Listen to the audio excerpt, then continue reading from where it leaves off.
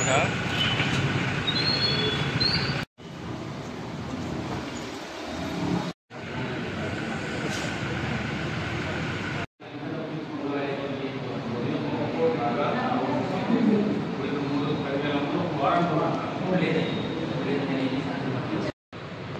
చెప్పినా మా పరిస్థితి ఏమవుతుందంటే గవర్నమెంట్లో ఇక్కడ డయాలసిస్ పేషెంట్లు ఇన్ని వరుసలు పడతారన్న అవకాశం కూడా ఎవరికి దృష్టిలో లేదు.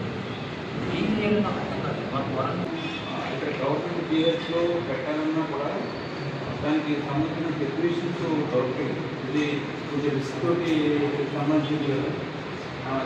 మనం ఇక్కడ చెప్పినట్లు దీన్ని మనం చేయాలని చెప్పి అనుకున్నాం. ఏంటి మీకు డిఫికల్ట్ ఏంటి అంటే మీరు రిక్రూట్మెంట్ అవుతుంది 1 by 1 ట్రయల్ బేసిస్లోనే ఉంది, ఇంకా దాన్ని పడుతుంది అని చెప్పేసి అంటే మనం మంచి రూమ్తో దూరంగా అయిపోతుంది అని చెప్పేసి అనుకున్నాం. మళ్ళీ ఇంకా మీరు ఇంకా 3-4 నెలల్లో దొరుకుతుంది. ఈ డయాలసిస్ పేషెంట్ కోసం ఇప్పుడు మనం మీ ట్రీట్మెంట్లో చేసేది ఏంటి, ఏం చేయవలసింది ఇక్కడ మీ వర్క్ కాదు అంటే నేను దీనికి ఏంటంటే పేషెంట్స్ స్టార్ట్ జనంలో మోర్ దెన్ 100 ఉన్నారు. అదే సార్ 100 ఉన్నారు. ఈ 24 పేర్లు 20 పట్టాలు 100 మంది ఉన్నారు.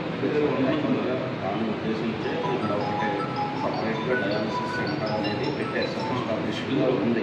దీనికోసం మనం 10 బెడ్డెడ్ డయాలసిస్ సెంటర్ ఎస్టాబ్లిష్మెంట్ ప్లాన్లో 10 మందికి కూడా 10 మందికి కూడా మనం చేయొచ్చు. దాని గురించే దానికి సంబంధించిన ప్లాన్ అయితే దాని నెక్స్ట్ స్టేజ్ ఏంటంటే ఇప్పుడు అడ్మినిస్ట్రేషన్ ఇనిషియేషన్ తీసుకోవాలి సార్.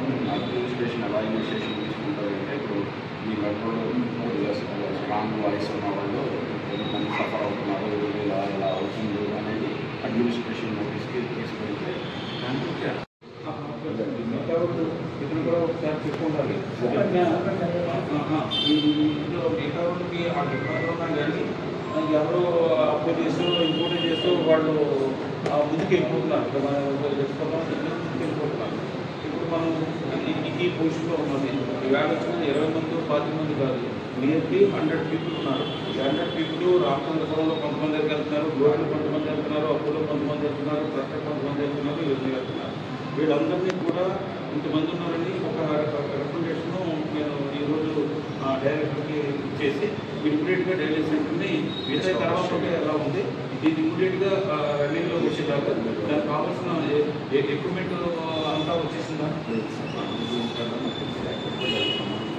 డాక్టర్స్ టెక్నీషియన్స్ అంతా కూడా ఇమ్మీడియట్గా చేసి ఏదైనా బతికించేలా చేయండి అని చెప్పేసి నేను ఒక రాసినట్టుగా ఒక సీఎంకి అలాగే డిప్యూటీ డైరెక్టర్ చేసి మీరు ఇన్స్టిట్యూషన్ నుంచి ఇమ్మీడియట్గా తీసుకుని వేరే ఒక లెటర్ పంపించేసి ఇక్కడ ఒక 3 daysలో డైరెక్ట్ వెళ్ళి ఈ మిషనరీ కానీ డాక్టర్స్ కానీ టెక్నీషియన్ కానీ వీళ్ళందరూ 3 నెలలు వచ్చేసరికి చేస్తారు.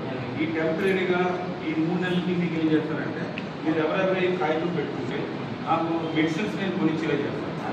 అంబులెన్స్ని ఏర్పాటు చేయడం మెడిసిన్స్ ఈ 3 నెలలకి మెడిసిన్స్ని నేను కొనిచ్చేలా మీరు రికమెండేషన్ ఇచ్చేసి మాకు మీరు ఇక్కడ నుంచి మాకు అంబులెన్స్ని వెళ్ళే ఈ రేట్లో తెలుసుకుంటున్నాను. ఇక్కడ అమలాపురం ఇక్కడికి వెళ్తున్నాను, నాకు అంబులెన్స్ని ఏర్పాటు చేయండి. అలాగే ఆ మెడిసిన్స్ని నేను కొనుక్కునే పరిస్థితిలో ఉన్నాను కాబట్టి నా మెడిసిన్స్ కొనుక్కోవడానికి నాకు అవకాశం కలగజేయాలని ఇండివిజువల్గా ఒక్కొక్క రికమెండేషన్ ఇవాళ ఇస్తే రేపటి నుంచో ఎల్లుండి నుంచో మీకు నేను అంబులెన్స్ని ఉన్న అంబులెన్స్ ఏ రూట్లో ఎలా వెళ్ళాలన్నది మేము టైటప్ వేసుకుని అంటే మీరు అన్ని ఆన్లైన్ అది నేను చేసేలాగా ఏర్పడతాయి. మీరే కాకుండా ఇంకా ఎవరైతే ఇంకా ఉండిపోయారో మీ నోటీస్ వచ్చి ఉంటే ఆ పేరు కూడా నాకు ఒక రికమెండేషన్ ఉంటుంది.